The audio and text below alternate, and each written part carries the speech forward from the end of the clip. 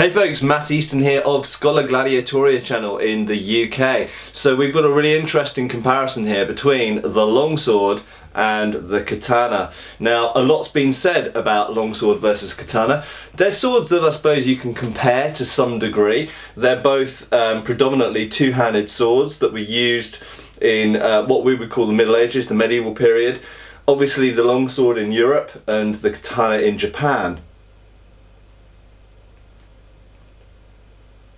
In more modern times, the katana's got a real mystique about it and has become famous as an awesome cutter. Some of this undoubtedly is down to the way that the blades are manufactured and the fact that in Japan they have to go through a very, very lengthy manufacturing process to end up with a really top quality steel blade. However, European steel was no worse, and in some ways we could say that Europe was more blessed with better iron deposits with less impurities. And in actual fact, this means that blade manufacture in Europe could actually lead to springy sorts of steel blades that could be through tempered and perform in a slightly different way to a katana. Well, we'll talk a little bit more about the differences between the two traditional blades now. So one of the first things to note about the katana is that generally speaking they're very hard at the edge. Usually antiques, originals are around 60 Rockwell at the edge. European swords vary more like 45 to 50 Rockwell historically at the edge. So yes, the katana does have a harder edge, which theoretically means it can have a sharper edge, or at least retain a sharper edge. However, the European sword does have an advantage over the traditionally made katana. Traditionally made katanas, the reason they have that wavy line along the edge, the hamon, is because the edge is hardened only, or the edge is hardened to a greater degree by the application of clay on the blade when it's quenched. And that does mean that while the edge is very, very sharp, the back of the blade is actually quite soft.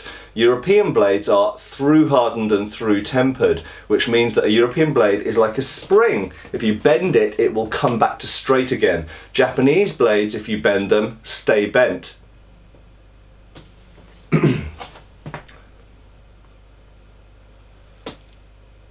So which sword is better? Well, obviously this is a question that, what context are we asking it in? Which is better for fighting in armor? Which is better for actually, a duel? Which is better for fighting in battle? Which is better for fighting in Japan? Which is better for fighting in Europe in the time periods that they were used? Weapons develop and evolve to fit the context that they fit into. But nevertheless, it is worth saying that each of these weapons have strengths and weaknesses. So as mentioned, European swords have the advantage that they have springy blades that return to straight when you bend them. Japanese swords have the advantage that they're harder at the edge.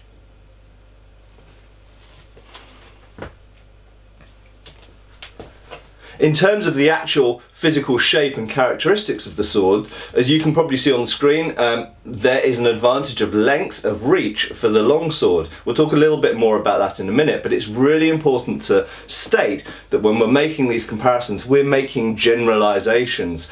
Usually, katanas are shorter, usually they have sub 30-inch blades on them, and usually longswords have longer than 30-inch blades on them. Usually their blades are in the region of 35 to 40 inches.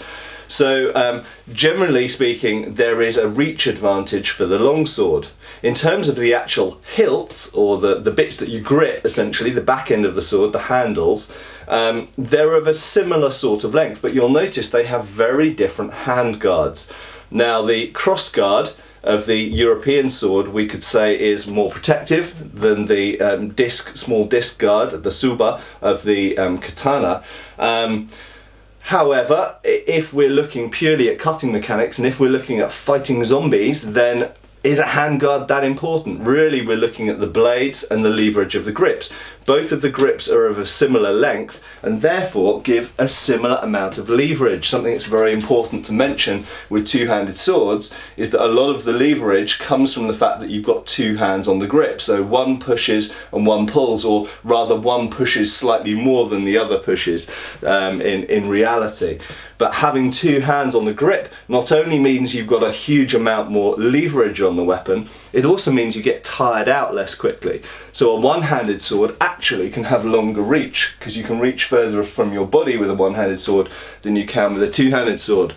However, using a one-handed sword is more tiring, and the power is only really coming from one arm and one wrist. When you've got two hands on the weapon, it's coming from your whole body and both arms and leverage, the magic of leverage.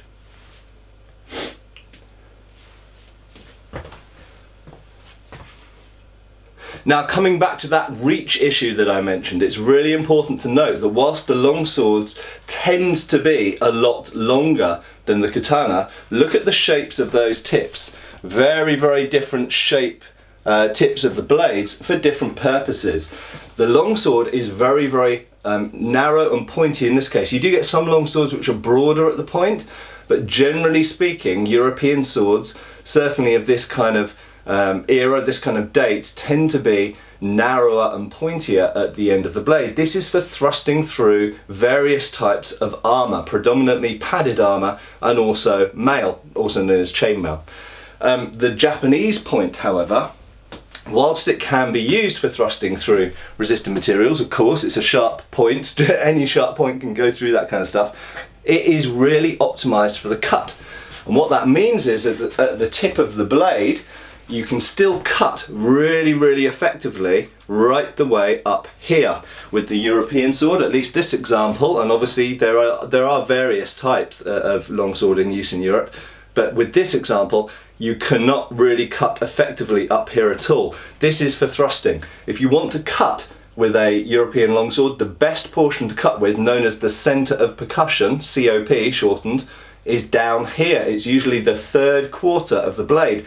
If you divide the blade up into quarters, the third quarter is the best part to cut with, around here. Okay. With a katana, you can cut with the central percussion, which again would be around here, but you can equally cut really, really, really well right the way up to the tip. Now, let's compare the blade lengths, and you'll see that the centre of percussion on the longsword is actually in around the same place as the centre of percussion on